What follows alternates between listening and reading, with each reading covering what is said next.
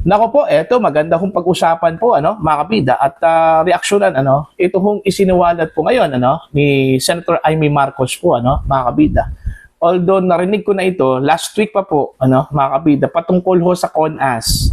Okay? Pero mas nilinaw po niya ngayon mga kabida. In connection ito sa nangyari ho kay Bato diyan po sa Senado. Alright? Alam po natin mga kabida na dahil ho kay Bato nakuha po ng minority po mga kabida sa grupo po ni Cayetano ito hong majority diyan po sa Senate, kaya nga inihalal po ito hong si Alan Peter Cayetano bilang bagong Senate President po mga kabida nung Lunes. Alright, mula mismo kay Senator Tito Soto mga kabida. So sa madaling salita, ang grupo po ni Cayetano po ngayon mga kabida ang bagong majority block. Okay, diyan po sa Senate. At dahil doon, may mga umugong na balita na gusto hong bawiin ito ng grupo po ni Senator Tito Soto mga kabida. Alright? Kaya nga nung nakaraang Lunes po, ang akala po natin magkaroon na naman po ng kudita mga kabida after 1 week, hindi ho natuloy dahil kulang po sila, ito hong minority block, hindi ho umabot dun ho sa 13 mga kabida po. So, nananatili ho si Cayetano bilang Senate President mga kabida. Pero dito ho sa isiniwalat po ni Senator Amy Marcos, kaya nga daw pala, gusto hong kunin muli, atap na makuha muli ito hong majority at leadership po ng Senado, mga kabida, ng minority block, dahil committed na pala, nakataya na raw sila mga kabida para ho sa CONAS. Okay? In anticipation, doon ho sa posibilidad, mga kabida, na ma-acquit si Sara Duterte sa Senate impeachment trial at mananalo ito sa 2028 presidential elections. Alright? Ito hong kaso po ni Bato, it's a tip of the iceberg lang pala ito. It's the beginning of the story, mga kabida. Ito, pakinggan muna natin. Ito hong si Senator Amy Marcos. It turns out that Bato was only the beginning of the entire story. Yung pala, more importantly, they really wanted to change and get back the leadership of the Senate because there was so much at stake. Nakapusta na pala doon yung CONAS. Kasi ang problema nila, matatalo sa impeachment sa Senado, mananalo pa si VP Sara sa 2028, ditepok na sila. Kaya ang pag pinag-uusapan, ikasa na ang CONAS. Palitan ng konstitusyon, dagdagan ng 3 taon ang mga kasalukuyang kongresista and extend the term even of the president until 2031 and no elections except perhaps for local positions. The other alternative was also discussed to raise the age for the presidency from 45 to 50 so that VP Sara would be disqualified. So this is a very high stakes game. It has little or nothing to do with Bato. He appears to be just a sidelight. And galit ang Pilipino sa term extension. Ayaw natin ng Noel. Bakit natin pipilitin na naman to? This has lost time and time again. Ayon po. So yan daw yung plano, mga kabida. Okay? In anticipation, doon ho sa posibilidad na ma-acquit si Sara Duterte diyan po sa Senate. Kasi sa impeachment court, mga kabida, kailangan lang po ng siyam na mga senador para ho ma-acquit ito hong si Sara Duterte. Bumoto po ng acquittal for Sara Duterte. While dito ho sa conviction, kailangan po ng 16 members of the Senate, mga kabida, which is mahirap pong kunin po, mga kabida. Mahirap pong maabot. Okay? Dahil unang-una po, ngayon pa lang, sa kartada po, mga kabida, ng minority block. Ito hong grupo po ni Senator Tito Soto, Ping Lacson, mga kabida, 11 lang po. Okay? 11 lang po sila, mga kabida. So, kulang po ng 5 senador.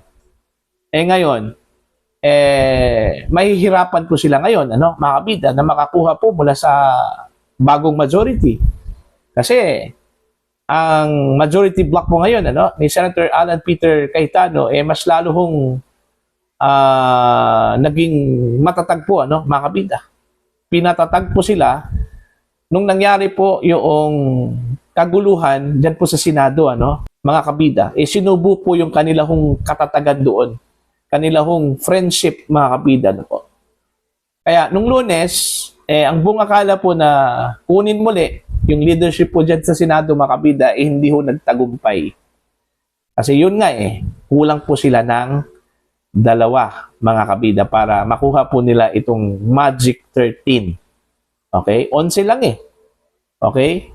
Yung 2 po na nag-abstain, si Senator Mig Zubiri at saka JV Ejercito, pumanig na po dun ho sa minority block, kaya naging 11 po sila, naging 11, mga kabida. Kasi originally, okay, during the coup attempt o coup d'etat, mga kabida, last Monday, 9 lang po ito hong minority block. Samantalang 13 po ito hong bagong majority po, Okay, nadagdagan po ng 2 kasi itong si Zubiri at saka si JV Ejercito na nag-independent during the voting last Monday, pumanig na po doon ho sa grupo po ni Tito Soto, mga kabida, kaya naging 11. So, since 11 lang, kulang po mga kabida para ho maabot po nila ito hong 13. Much more doon ho sa required number para ho sa conviction ni Vice President Sara Duterte. Okay? Kaya nga, marami hong nagsasabi daw, mga kabida, na it's a done deal. Ito hong impeachment ni Sara Duterte dyan po sa Senate, Kasi ito daw 13 na miyembro po ng majority block, okay? Reflection na raw ito sa magiging boto po, mga kabida, na acquittal, okay, para ho kay Vice President Sara Duterte, Kaya siguro, ina-anticipate na po, kung totoo man po yung sinabi po ni Senator Amy Marcos, mga kabida, na kapag matalo po ang impeachment, mga kabida, dyan po sa Senado, tapos mananalo ho si Sara Duterte bilang Pangulo po ng Pilipinas, uunahan na po nila, mga kabida. At ito na po yung CONAS. Now, ano po yung nilalaman po ng CONAS? According to Senator Amy Marcos at Mr. Lito Banayo, mga kabida, pilit daw nilang baguhin ang ating saligang batas. At alam nyo ba, mga kabida, bilang pang-inganyo daw, doon ho sa mga mambabatas na sasali ho dito, kasi CONAS meaning Constituent Assembly. Ang ibig sabihin po, mga kabida, ang gagawa ho dito, mga miyembro po ng Kongreso, both House of Representatives at ito hong Senado po, mga kabida. Alam naman po nila, mga kabida, na mahirap po, okay, ito hong CONAS.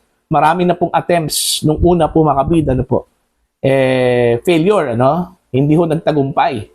Kasi yun nga, mahihirapan po sila, mga kabida, to convince ito hong mga kongresista na pumanig dito sa CONAS. Kasi ayaw ho ito ng mga Pilipino mga kabida. Kasi iniisip kasi nila, kapag ang congressman po ang gagawa ho ng pagbabago ng ating saligang batas, meron talagang mga hidden agenda daw, mga kabida. Okay? Para maingganyo daw ito hong mga mababatas na suportahan itong CONAS, mga kabida. Kasi ito lang po yung pinaka-workable at available means, na hindi ho magtatagal. Okay, ito hong CONAS kaysa dito ho sa Constitutional Convention na napakatagal.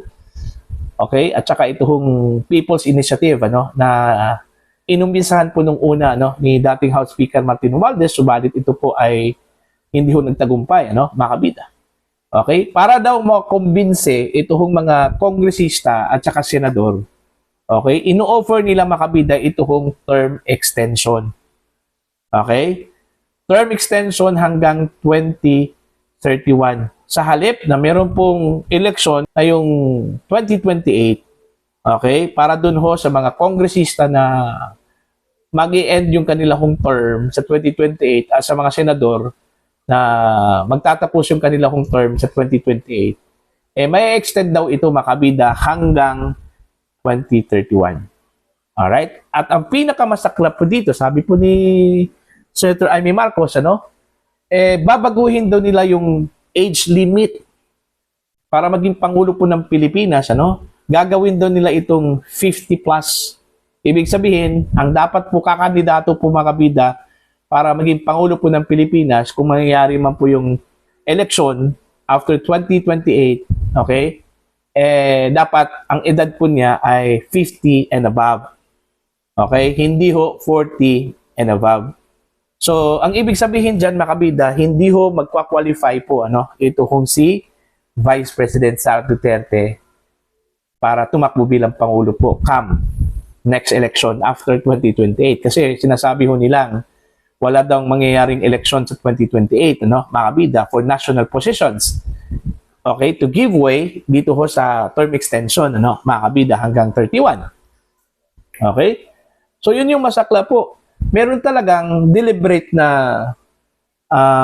intention, mga kabida, para lang po to block Sara Duterte, okay, in running, okay, para ho sa pagkapangulo po ng Pilipinas, mga kabida.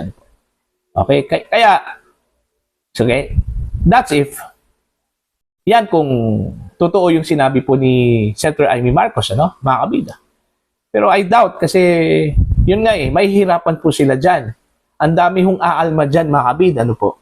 Ako, sigurado po ako, aalma yung mga kakampings, yung mga yellow tards, mga kabida, Okay? Yung mga progressive groups, mas lalo hong aalma po yan.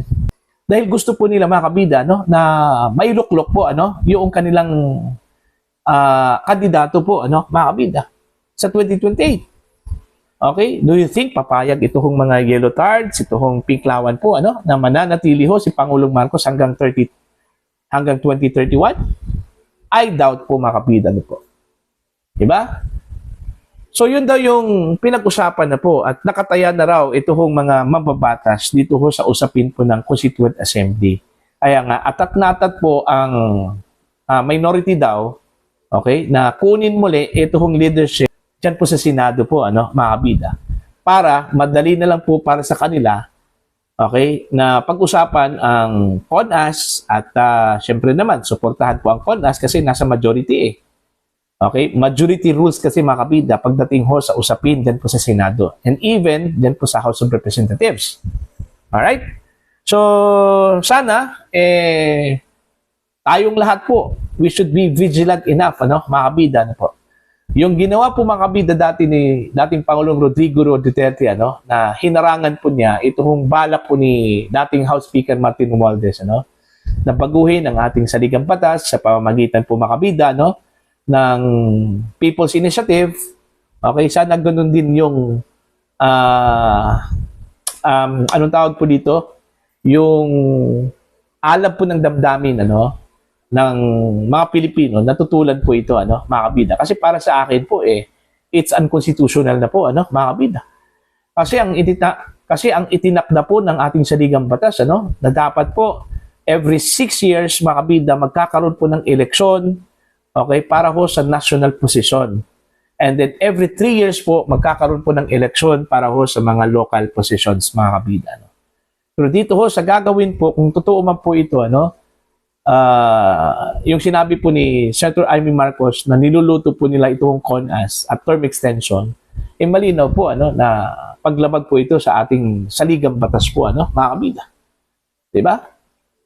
So, yun lang po, medyo nakakabahala po ito, mga kabida, na meron na pala silang plan B. Kung sakali po, ma-quit si Sara Duterte, mga kabida, at saka mananalo po ito para po sa 2028 presidential elections. Para po sa inyong opinion at pananaw po, mga kabida, please comment down. Sa mga hindi pa po subscriber po sa aking channel, please subscribe. Just click the subscribe button, click the notification bell, click all para updated po kayo, mga kabida, sa aking mga uploads. Maraming salamat po sa inyo lahat.